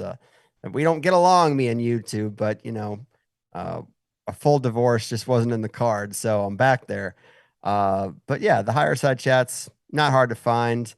I just ask the questions. I cannot be held responsible for the content, but it's all good. That's a good disclaimer. Thanks for having me. It's what I say to plumbers and all the people who see the wrap on my car, because I just don't want to. It comes with a lot of baggage being a conspiracy theorist these days, being a conspiracy guy. People make a lot of assumptions about you. So I try to just be like, look, I stay fairly neutral, and that's all you can do, I guess. But thank you for having me. It was a pleasure. I love doing this. You got the best drops in the game. You're very active out there. I can't believe you do as much streaming as you do. Oh, well, kudos to you. Hey man, thank you for the compliments. Like I said, I'm an admirer first. So it's been great to have you become a friend of the show, and we'll talk soon. Have a great evening down there in sunny Florida, and all the best, my friend. Cheers, man. You too. Okay, there goes Greg Carlwood, and holy hail. So great. So great. And guess what? It was a first show, full show, where we were completely in proportion on Instagram Live. You could have watched us the whole time there. There you go. There you go. Good to have. I don't know who's watching still, but I hope that you enjoyed yourself. Now, listen, I did something tonight that I always do. It's 9:00. We got to get off. And I shot myself in the foot here because I had plenty of calls that came in that I just didn't see for some reason. I restarted the Zoom, and unfortunately, the main question of the night was, what keeps you up at night? What keeps you up at night? And I guess I'll have to take that out of the title when I upload it to the podcast or something like that. But I'm going to read some of your responses and take some of your calls. On the flip side, that's what I'm going to do. Now, we're ending the show right now, but we are going to talk for another 25 minutes or so until the time the lights go out. You can join us on the flip side. I'm going to drop it into the chat rooms, the link to the flip side that's on quitefrankly.tv, pilled.net. I'm going to do that in just a second. But in the meantime, let me tell you who won tonight's giveaway. And this is, of course, Chris Ann Hall. Everybody knows Chris Ann Hall. She's got a wonderful presence on Twitter and on Instagram, and does all types of educating and broadcasting. Sovereign Duty is a classic. You need to read this. This will make you so much more sound as an American okay, as far as knowing how the government is supposed to and is designed to work, so that when people talk about, just notice all of the people who are talking about the Constitution when they discuss EBT and SNAP and all that stuff. These people, they love to call you traitor. The leftists never ever wear it as a badge of honor when a liberal calls you a traitor or says something about you and unconstitutionality. They hate the Constitution. They don't know what it is. It's a euphemism for things that they think are nice. And unconstitutional is a euphemism for naughty, mean. Just like fascism means mean, you're a fascist. My father is a fascist, he's mean. That's, you're dealing with children. This brings you out of childhood completely. If you're an American, that's what you want. So go ahead and these are both signed. Let's see who's out there. Hold on. Make sure Jay Britt says, I'll see you in Stowstube and Dan. Oh, thank you, Jay. Thank you for that. Jay's in there. I put all these in while Greg was talking. Anonymous, thank you so much. Says, count me in as well. Jeannie, thank you. Okay, here's a little bit more. Tommy Jekyll on Rumble says, Molly's loot arrived today. Don't ask if I sampled. I got to decide if I'm gifting all of it for Christmas. Oh, you got to give some for yourself, man. It's too good. I can't look at all that stuff and not have some. Names are my enemies. Says, literally all I can give, Frank. Keep doing what you're doing. You're very important to many of us. Thank you, and don't worry about what you can and cannot give. It's just remember, watching the show, especially watching the show on YouTube. If you can't become a monthly sponsor of the show, watch the show on YouTube and don't skip some of the ads. I still don't know how that's going to impact us. Maybe we can pay a power bill with it at the end of the month. Maybe that equals $5. What would have been $5 of a sponsorship to the show, not skipping every ad. I don't know. But on Pilled, I have all these in. Captain Flint, Dub Helix, Awake Not Woke, Nathan W., Brewbark, Safety Net, Dudurius, No Stud All Muffin, Revolution, Stickman Freediver, and Brewbark. I got you guys in. You ready for this? Out of 23 names, the winner is Jeannie. No, Jeannie, the Yankee fan on Twitch. This is a very special night for Twitch. Twitch doesn't get a lot of winners. Jeannie, you win. So good for you. Good for you, Jeannie. Email me. And so Frank at quitefrankly.tv. I'll take your address down and we will ship it off. And I'll scribble something in there next to Chris Ann Hall's name. And tomorrow I have something more to give away. I have too much in this room I have to give. And thank you guys so much for playing. We're going to be back tomorrow at 7 o'clock. The guest is going to be Timothy Alberino. And I got some questions for him. If he is, in fact, coming on tomorrow, I have to confirm, but he usually is pretty good with that. I think I want to jump into some Genesis 6 questions for him. If you have any questions you want to ask Timothy Alberino based on things that are going on right now that you would love his perspective on, email me, frank at quitefrankly.tv. I want to hear from you, and so does Timothy. So that's that. Be on the lookout in those chat rooms for the flip side link. Come and hang out for a few minutes. We'll be right back. Welcome to... No. I'll catch you on the flip side. Oh, what a good night. What a good night. Thank you to Greg Carlwood. I feel like $1 million. $1 million. And I hope that your holidays were great. It was great to also have Lauren and Aurora call in. That's the first time they ever did that. For such a nice occasion. Really nice. Thank you to our super chatters. I'll catch you on the flip side.